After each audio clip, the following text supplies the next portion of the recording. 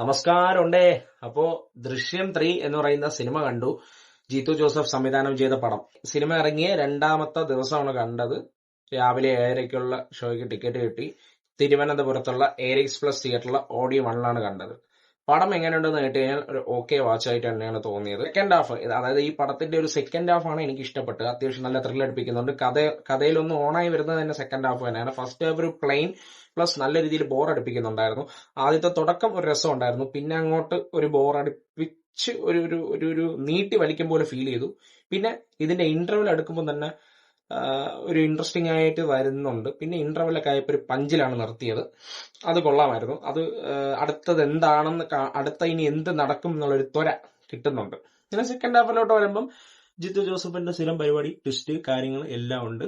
പിന്നെ അവസാനം നമ്മുടെ ലാലേട്ടൻ, എന്റെ പൊന്നെ, ആ മനുഷ്യൻ ഈ സിനിമയിൽ അഴിഞ്ഞാടി.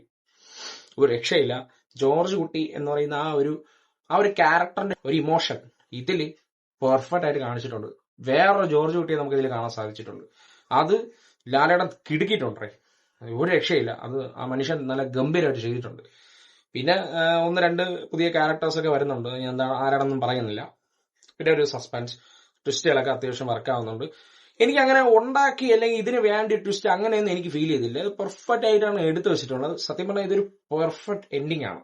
ഈ ഒരു ദൃശ്യം 3 പെർഫെക്റ്റ് എൻഡിങ് ആണ്.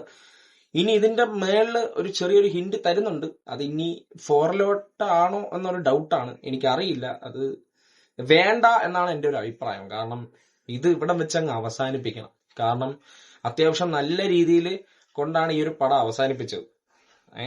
അപ്പൊ ഇനി അടുത്ത പാർട്ട് അറിയില്ല. ഇനി ഈ പടം ഇപ്പൊ നല്ല രീതിയിൽ ഇപ്പൊ 200 കോടി വരാൻ പോവുകയാണ്. അതുപോലെ തന്നെ കേരളത്തിൽ തന്നെ 50 കോടി കഴിഞ്ഞിരിക്കുകയാണ്. അപ്പോൾ എനിക്ക് പറയാനുള്ളത് ജിത്തു സാറിനോടാണ്. ഒരു ഒപ്പീനിയൻ മാത്രമേ സാർ ഇത് ഇവിടെ വെച്ച് അങ്ങ് നിർത്താം. കാരണം ഇനി അതിന്റെ മേളിൽ ഒരു പാർട്ട് വേണ്ട. ഇതൊരു പെർഫെക്റ്റ് എൻഡിങ് ആണ്. അത് കറക്റ്റായിട്ട് നിങ്ങൾ ആ ഒരു പടത്തിൽ പറഞ്ഞ് അവസാനിപ്പിച്ചിരിക്കുകയാണ്. ഇനി ഇതിന്റെ മേളിൽ ഇനി വേണ്ട എന്നാണ് എന്റെ ഒരു അഭിപ്രായം. 3 ഇത്തിരി ഇമോഷണൽ ആണ് പടം. എല്ലാവരും പോയി സിനിമ കാണണം കേട്ടോ. കണ്ടുപോകും. ഞാനൊരു ലാലേട്ടൻ ഫാനാണ്. എന്റെ ഒരു കണ്ടിട്ടുള്ള എന്റെ അഭിപ്രായമാണ് ഞാൻ ഇവിടെ പങ്കുവെക്കുന്നത്. ഓക്കെ, അപ്പൊ അത്രയൊക്കെ ഉള്ളൂ. അപ്പൊ ശരി എന്നാ.